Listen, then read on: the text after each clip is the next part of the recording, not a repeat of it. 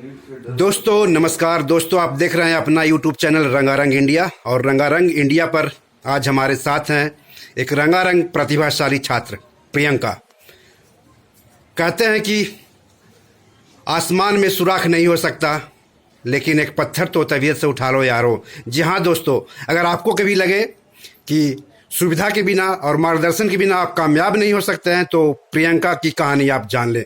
प्रियंका हैं 2019 में NEET qualify की हैं। नीट जो कि मेडिकल क्षेत्र में काफ़ी मुश्किल परीक्षा मानी जाती है अपने देश में। तो हाँ, आज हम इनसे जानते हैं कि उन्होंने कब नीट के लिए सपने देखने शुरू किया, किस तरह से उन्होंने तैयारी की, और जो छात्र हैं जो नीट क्वालिफाई करना चाहते हैं उन्हें क्या करना चाहिए। तो प्रियंका जी, सबसे पहले तो भले ही कुछ दिन पुरानी हो गई है बात, लेकिन कामयाबी तो कामयाबी होती है, तो उसके लिए आपको सबसे पहले बधाई।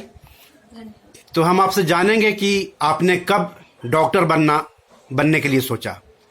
मैंने डॉक्टर बनना अपने 10th क्लास में डिसाइड किया कि मुझे डॉक्टर बनना है, क्योंकि मुझे कुछ तो करना था पब्लिक वेलफेयर के लिए, और मैंने सोचा कि जो डॉक्टर होते हैं वो सबसे बेस्ट कुछ कर सकते हैं, इसलिए मैंने ओके। तो जो नीट का एग्जाम है उसकी तैयारी कैसे शुरू की, कब से शुरू की आपने?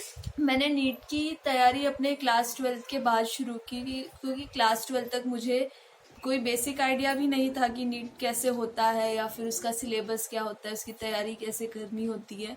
मैंने 12th के बाद बहुत सारे यूट्यूब वगैरह चैनल्स पे देखकर और ऑनलाइन थोड़े सर्चेस करके नीट की तैयारी करना स्टार्ट किया।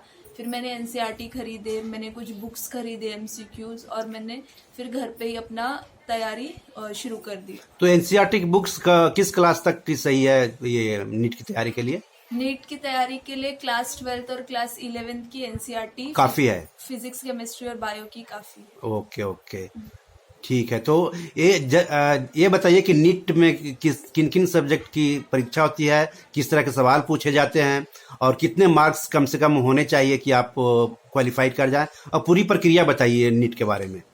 नीट एक मेडिकल एंट्रेंस एग्जामिनेशन है जो साल में एक बार कंडक्ट की जाती है, मोस्टली मई में होती है वो, और वो उस कोर्स को क्लियर करने वाले बच्चों का एडमिशन होता है सारे अंडर ग्रेजुएट मेडिकल कोर्सेज में, जैसे एमबीबीएस, बीएमएस, बीडीएस, बीएचएमएस, और जितने भी अदर अलाइड कोर्सेज है जैसे फिजियोथेरेपी, ऑक्यूपेशनल थेरेपी, वो सब में। ये 720 मार्क्स का एग्जाम होता है, जिसमें 3 सब्जेक्ट्स होते हैं, फिजिक्स, केमिस्ट्री और बायोलॉजी।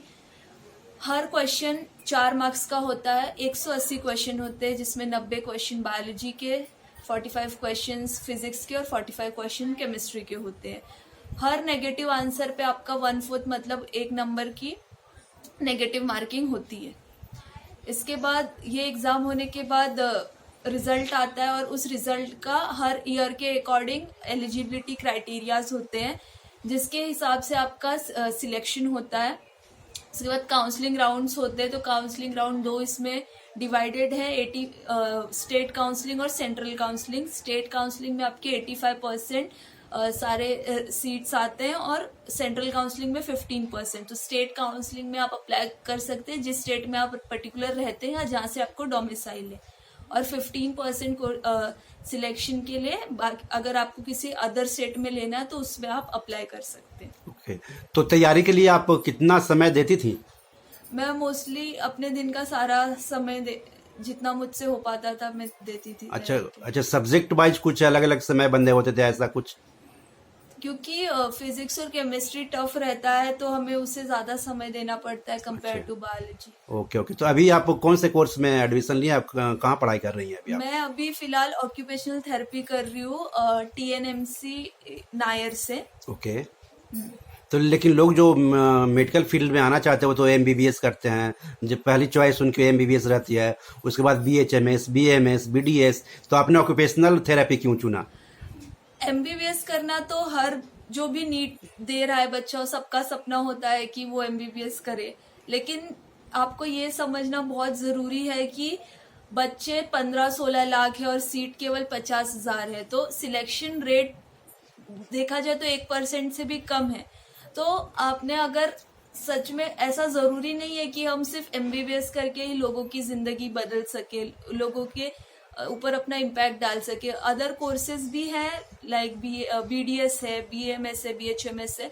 तो मुझे पर्टिकुलर ऑक्यूपेशनल थेरेपी इसलिए पसंद आई क्योंकि मैं चाहती थी अगर मैं MBBS भी करूँ तो मेरा स्पेशलाइजेशन न्यूरो या फिर साइकेट्री साइड में हो या पीडियाट्रिक्स में हो। तो इसलिए मैंने ऑक्यूपेशनल थेरेपी चुना क्योंकि BDS जब आप करते हैं तो आप मोस्टली पूरा डेंटल की तरफ हो जाते हैं।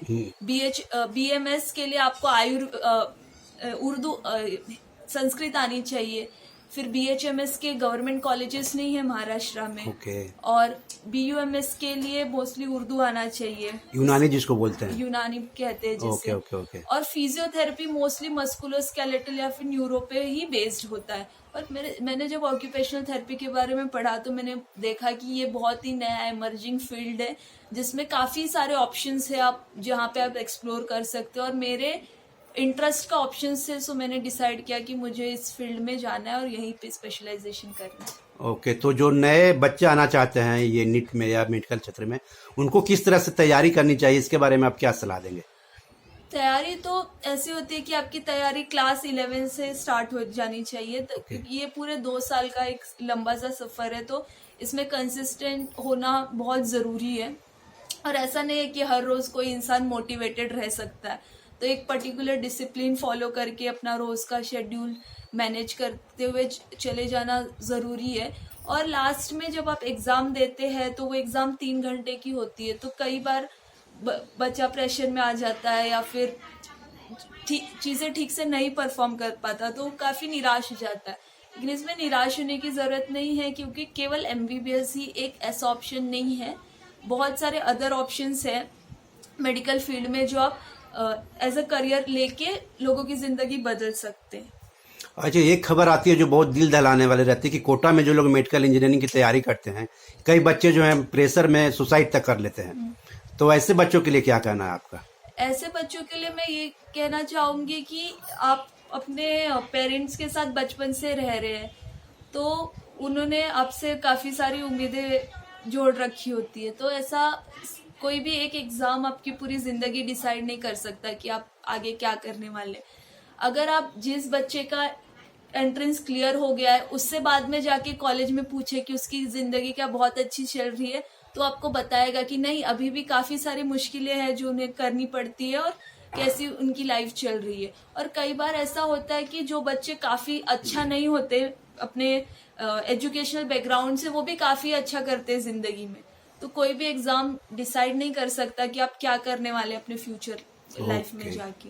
तो मोटिवेट अपने जिंदगी से बड़ी कोई एग्जाम नहीं होती, तो आपको मूव ऑन करते रहना चाहिए आगे। तो तमाम जानकारी के लिए शुक्रिया प्रियंका।